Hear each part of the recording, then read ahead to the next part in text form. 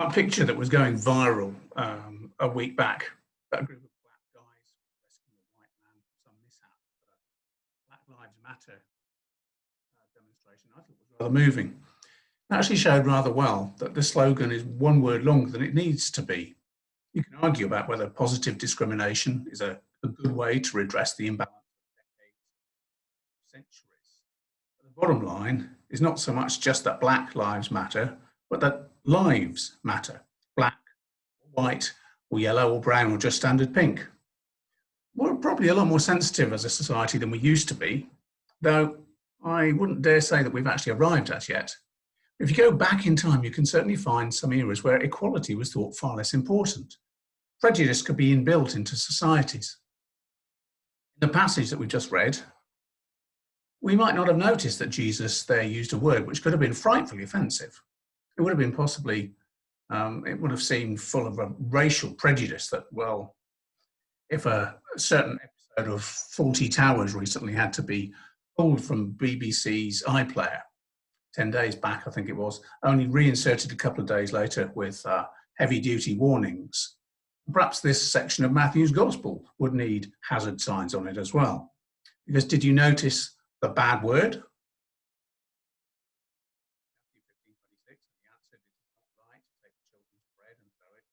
Dogs. Now, we think of dogs differently in our day, I think. It's maybe not the worst word that could have been used in that context. Dogs was a word that was used by the Jews to describe Gentiles. The kind of contempt that they could suitably spit from their lips, as they said it. The word loaded with superiority.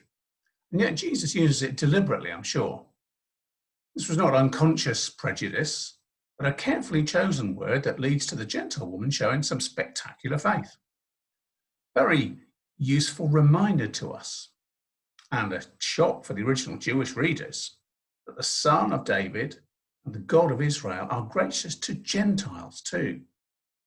Now in this section we see, first of all, surprising faith and then some spectacular healings. And it finishes with a replayed miracle. Let's start off looking at that, the major part of the section today, surprising faith. Just remember what's happening in this part of Matthew's account, and we'll see how well this fits in here. Back at the beginning of the previous chapter, Jesus' fame is spreading. Matthew 14, verse 1. At that time, Herod the Tetrarch heard about the fame. We're still a whole year from the Passover. And a visit now to Jerusalem would mean that things came to a head. There would be the inevitable rejection by the Jewish establishment and the Roman governor far too soon. So Jesus deliberately keeps his head down, far from the big city. A bit like how we can quietly get on with things down here in Cornwall, safely far from London. Big national things tend to hit us rather later on this side of the Tamar. Local crowds follow Jesus. Matthew 14:13. Now when Jesus heard this, he withdrew from there in a boat to a desolate place by himself. When the crowds heard it, they followed him on foot from the towns. And that's where we get the feeding of the 5,000, as we call it. At the close of the day, prompted by Jesus' compassion for the hungry people. If we check across to John's Gospel, we see the crowd's response. Far from keeping his head down, this seems to have made things worse for Jesus. John 6. When the people saw the sign that he'd done, they said, "This is indeed the prophet who has come into the world." Perceiving then that they were about to come and take him by force to make him king, Jesus withdrew again to the mountain by himself. So it seems that Jesus cannot easily withdraw to a safe distance. People are sent from Jerusalem to bring him to account. Pharisees and scribes came to Jesus from Jerusalem and said, "Why do your disciples break the tradition of the elders? They do not wash their hands when they eat." And then Jesus' very public, categorical contradiction of these representatives from Jerusalem, that's the section we looked at last week, that doesn't exactly lower the level of tension any either, does it? These the words that he finishes that off with. For out of the heart come evil thoughts, murder, adultery, sexual immorality, theft, false witness, slander. These are what defile a person, But to eat with unwashed hands does not defile anyone. So as a result of all of this, Jesus has to get even further from the center of things in Jerusalem. He strategically retreats into Gentile territory. Start of today's passage. Went away from there and withdrew to the district of Tyre and Sidon. Look, says Matthew, even there he's accosted by someone who has some inkling of who he is. By the time we leave her, we find out that it's far more than just an inkling. But to start with, perhaps we wonder, is she just using a title that she's heard about this refugee rabbi? And behold, a Canaanite woman from that region came out and was crying, "Have mercy on me, O Lord, Son of David. My daughter is severely oppressed by a demon." Son of David? Well, yes, he was. That's how Matthew opened the book, remember?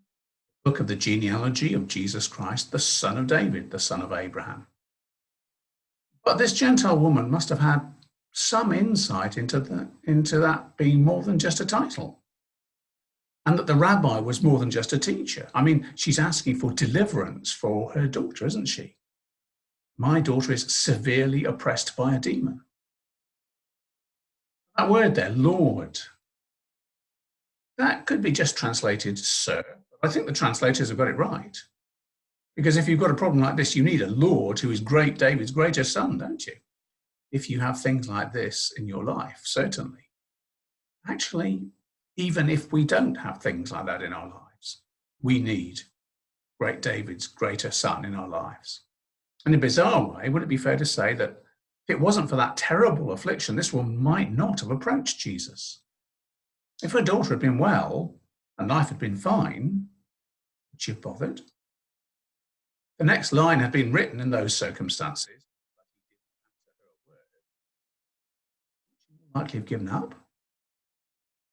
Maybe she would have thought that the rabbi guy was at least a little bit more polite than his decidedly unfriendly disciples. His disciples came and begged him, saying, "Send her away, for she's crying out after us." But without serious need, would she have persisted with Jesus? Folks, if that is the case, is it possible that we could even see some of our needs as something like they point out to us even more clearly that we need Jesus? The world will say nowadays, if you feel guilty, forget it. Learn to ignore those dark feelings. Whereas the gospel says that, yes, we are guilty before God. We're more guilty than we ever realized. But turn from those sins that reward you only with guilt. Come to Jesus and know that forgiveness is real. Forgiveness, which is not just screwing up your eyes tight and trying to convince yourself that you feel forgiven, but forgiveness that is based simply and securely and solely on the unshakable promise of the unchangeable God. In Romans 8, verse 1, but there is therefore now no condemnation for those who are in Christ Jesus. But we have to wonder, though, don't we, just why Jesus remained initially silent. When he was pressed further, notice how the disciples put it, she is crying out repeatedly. Those disciples, and then Jesus' reply, it's not exactly encouraging, is it? And his disciples came and begged him, saying, "Send her away, for she's crying out." He answered, "I was sent only to the lost sheep of Israel." But remember where Matthew's going to be taking us a few verses later on. Commendation for great faith. We're being taken through this bit by bit to see exactly how great that faith is. So, even faced with those initial discouragements, but she came and knelt before him, saying, "Lord, help me." Even now it seems that Jesus remains unsociably distant. And he answered, "It is not right to take the children's bread." He's already mentioned the house of Israel. That's clearly who the children are here. Right is a slightly strong translation, though. He's not actually saying, I don't think, that it's wrong or unjust, but simply that it would be something inappropriate or unbecoming. Dogs, though. Actually, it's not quite the full-on insult. There were the vicious street dogs that are just plain dangerous when you read it in context. Do not give dogs what is holy. Do not throw your pearls before pigs, lest they trample and turn to attack. But Jesus here, or Matthew at least reporting it, uses a different word. The ones that you could use for dogs you might keep in your own house. Not quite pampered pooches. Don't think of it that much. But more like modern day pets than the packs of feral dogs out there reverting to wolf ancestry. So no, says Jesus, it's not appropriate for the house pet dogs to be given the food that is meant for the people, the youngsters that it is your duty to provide for. Lives matter. And in the scheme of things, human lives do matter more than animals, according to Jesus. Matthew 10, are not 2 sparrows sold for a penny? Not one of them will fall to the ground apart from your Father. But even the hairs of your head are numbered. Fear not, therefore. You are of more value than many sparrows. So what is Jesus saying to this woman? It's not the total insult of the traditional, almost cursed dog. Perhaps it's actually an invitation to continue to interact. He's already giving her far more of the time of day than any proper Jewish rabbi should. She's a Gentile, for one thing, and she's a she. She's just not done. So is he implying the encouragement? She could be part of a household of faith. Even if not the occupant it was originally designed for. Because after all, those house dogs do still get cared for, don't they? She said, yes, Lord, yet even the dogs eat the crumbs that fall from their master's table. Fair enough. Right now, this woman, demonized daughter, is willing to accept scraps from the table. She's in need. And unlike so many in modern society, she's not asking for her rights, whatever those might be, but for something far more profound and long-term worthwhile. She's asking for grace, even grace for Gentiles. And who's she speaking to? The Son of David, the only Son from the Father, full of grace and truth. And if she's used that word Lord twice in her sentence, at least the way Matthew's translated it, she said yes, but it's the same word there, masters, plural, towards the end of 1527. So is there some kind of expectation implied that you, the Lord, will do better than any routine human Lord or Master? Yet as when Jesus had said to his disciples a couple of years back, and if you only greet your brothers, what more are you doing than others? Do not even the Gentiles do the same? So if Gentile masters toss food to the dogs in their own homes, what would the Son of David, full of grace, look like? I don't think she's merely being witty here. This isn't just clever wordplay. She's begging for the health of her daughter. She cannot give up for her sake. So I think I see humility here. She's recognizing her place. She's recognizing her undeserving when she says to Jesus, yes, Lord. And yet she audaciously follows it with, but, yet. Folks, isn't this precisely what Jesus then said? Isn't this quite spectacular faith? Then Jesus answered her, "O woman, great is your faith." Recognizing that you come not because of your own rights, but because of God's person and God's promise. You cannot demand entrance, but if you are invited by the King, you can come. Actually, you must come. That's actually what I'm calling on you to do today and every time I invite you. Come with confidence, but only confident because you have been summoned on royal authority to attend. It wasn't too far back in Matthew's account that we hear the opposite of spectacular faith. Peter walking on the water, but too briefly.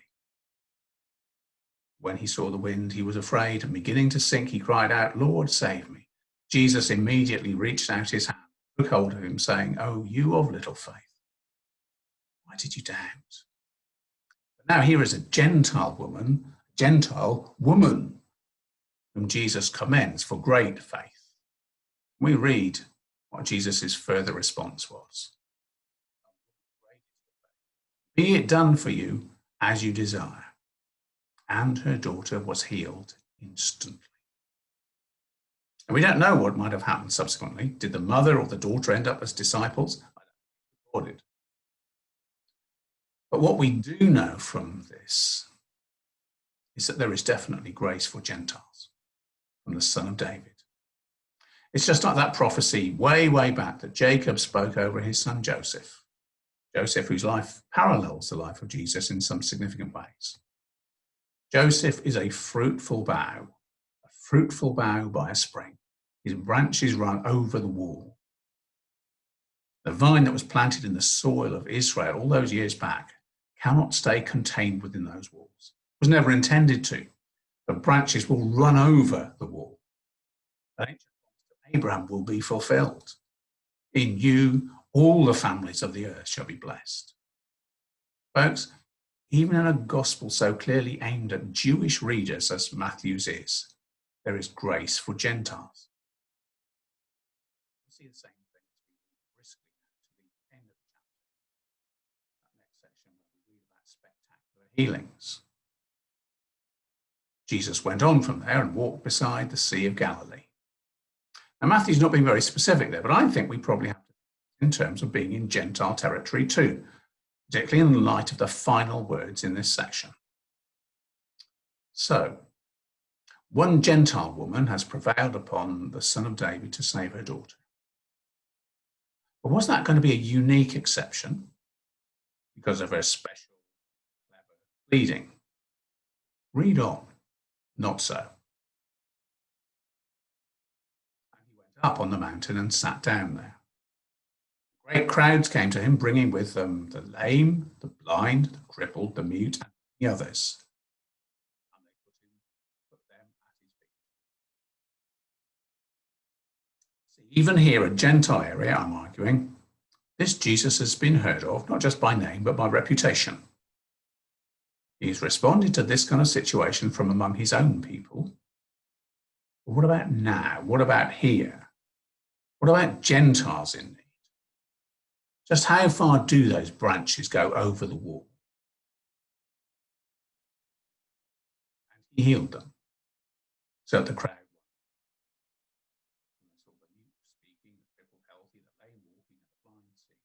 What a wonderful sentence, isn't that? Of just total contradictions. Doesn't that make it especially vivid? Up to this point, that man was mute, but now it's as if the camera zooms in. Close up. And we're going over to see this mute. No, he's not. He's speaking. The camera swings round to a woman who was late. Well, who was late? Now, look, she's rising to her feet. She's walking. No, she's running. Actually, sorry, she's jumping. Every which way the camera points, it's the same result. Miracles happening everywhere. The result is that they glorify the God of Israel. Now, that's why I think they must have been Gentiles. If they were Jews, wouldn't Matthew more likely have simply written, they glorified God? But here it's specified. Not the so-called gods that might have been traditionally associated with the place in, but that God of Israel, the God, the Lord our God, who is one Lord, whom Jesus claims not just to represent, but to be, when he appropriates the special name of that God of Israel and makes claims like John 6:35. Jesus said to them, I am. Whoever comes to me shall not hunger. Whoever believes in me shall never thirst. That's what Jesus said after feeding the 5,000. Now, there's a replay of that miracle. You might have heard it said, it was pretty standard stuff a few years ago. Matthew's just made a mistake here. It's just a different, varied, same story. Couldn't possibly have happened. That's the kind of thing that also used to be said by people, in all honesty, who say that miracles, as described here, didn't really happen anyway. There was maybe an original grain of truth, but it's just grown and been embellished in the telling. Matthew, that kind of thinking must also insist He's just so much of a dope that he doesn't even realise, he doesn't notice that he's put two nearly identical copies of the same thing in this account of Jesus' life. Whereas I think Matthew has deliberately put this here, with the profound similarities to the previous chapter, to make a particular point. There are some clear differences too, different numbers, different length of time that the crowd had been with Jesus and going hungry. Then Jesus called his disciples to him and said, I have